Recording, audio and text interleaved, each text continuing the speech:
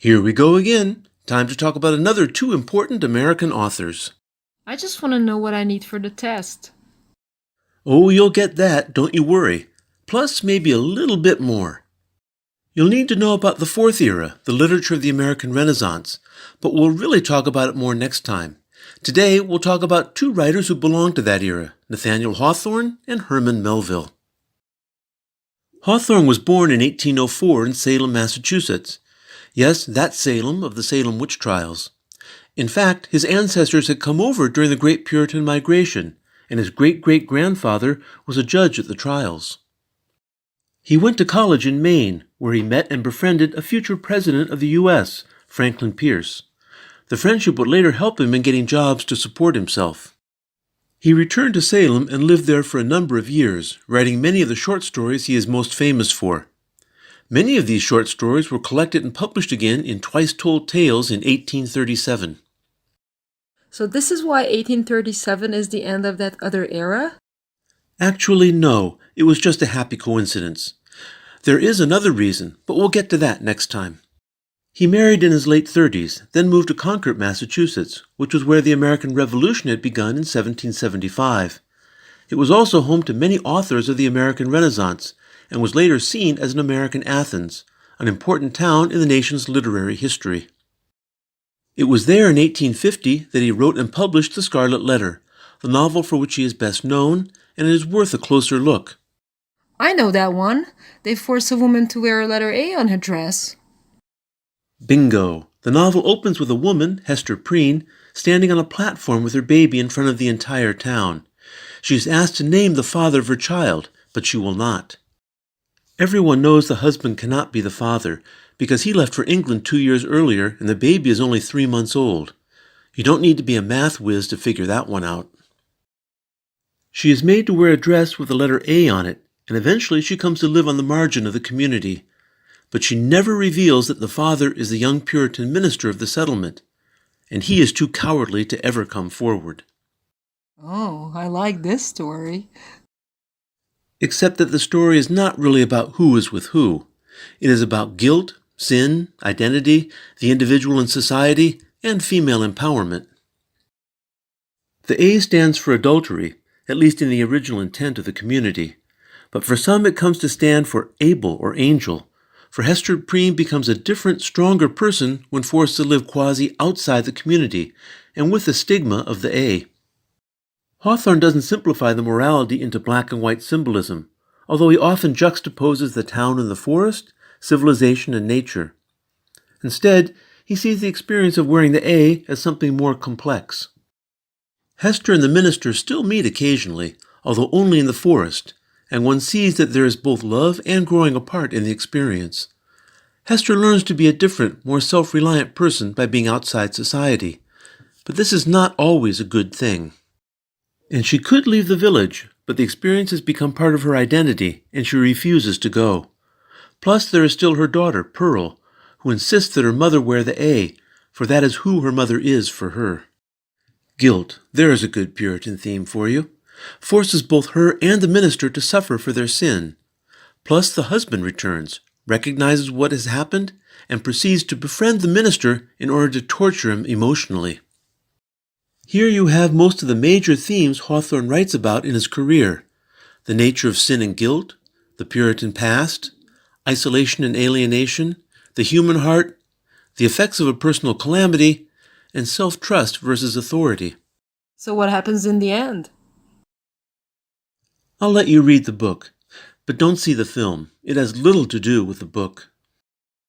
One person who was taken with Hawthorne and the Scarlet Letter was Herman Melville, who dedicated his own classic novel, Moby Dick, to Hawthorne, and Melville is our next subject. He and Hawthorne were friends and even lived close to each other when the latter lived in Concord, but Melville himself was originally from New York City. His father was a businessman who lost most of his wealth and then died when Melville was young. The son later took to the sea on a merchant ship and then a whaler in order to help pay the family's bills. He sailed around Cape Horn into the Pacific and eventually deserted ship because of the brutal treatment given to sailors. He lived on a Polynesian island for a short while, then joined a different ship and made it back to New York. After some 4 years away, he decided to become a writer and published a novel, Taipei, in 1846, based on his experience in Polynesia. The exotic nature of the tale made it a bestseller, and it was the book he was best known for in his lifetime. He followed this in the next several years with a series of books about the sea and sailing life, but his books started to focus more on the metaphysical than on the sensational or exotic. Readers were not so interested either in hearing his criticisms of white Christian missionaries trying to change native life and culture in the South Pacific. When Moby Dick was published in 1851, it was panned by critics, many of whom disliked the seemingly rambling nature of the novel, the sexual references, and the general ambiguity of the text. They told him to go back to writing novels like Taipei. His next novel, Pierre, sold even worse, and he more or less abandoned writing prose fiction, although he still produced a few short stories and 2 novellas and one last novel, The Confidence Man, a few years later. He turned his focus instead to writing a long epic poem for most of the rest of his life. When he died in 1891, he was still primarily known as the author of Taipei and Omu.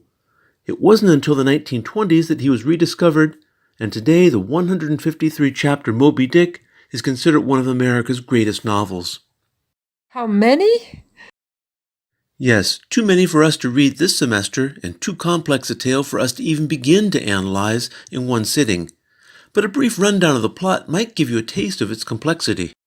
The narrator joins a whaling ship, the Pequod, and takes to the sea under Captain Ahab, who, it turns out, is obsessed with capturing and killing Moby Dick, the great white whale, supposedly because Ahab had lost a leg to the whale on a previous hunt. The symbolism of the white whale remains difficult to determine. Does it symbolize God, nature, evil, fate, or the sheer unknowability of any of these? Why is Ahab so obsessed with the whale? Revenge? Is he trying to challenge God or understand the nature of truth? Also interesting is the crew on the ship, which is almost a microcosm of the world.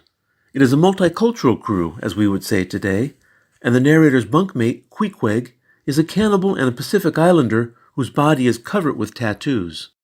The narrator is symbolically married to Queequeg at the beginning, and there are numerous references to homosexuality in the novel, though this is not the novel's main focus. Good. I prefer the minister from the other book. At the end of the novel, the Pequod sinks and all the crew members die except the narrator, who survives by using Queequeg's coffin to stay afloat. All in all, a mysterious novel. It is much admired for its ambiguity, perhaps because people just like projecting their own ideas onto what they read. And perhaps a key idea is that we should not be so monomaniacal in our thinking and remain open to multiple interpretations. The narrator, after all, is the only one who is able to do this throughout the novel, and he survives. But you've also read Bartleby by Melville, so you know that he doesn't give you easy answers.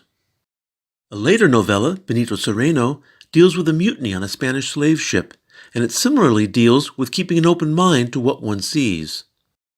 Why the American captain of a visiting ship is unable to recognize a mutiny on the Spanish ship is perhaps a display of his naivete, or a reference to America's own blindness about the dangers of slavery and the coming Civil War. At any rate, all these show us Melville's main themes. Hawthorne and Melville developed a friendship during their lives, and it was probably based on their similar dark approaches to human nature. But Hawthorne was recognized during his lifetime, and Melville was not. And neither was really in keeping with the general public atmosphere of this era leading up to the Civil War, which contained both general optimism about human nature and growing political tensions over slavery. But we'll talk more about that next time.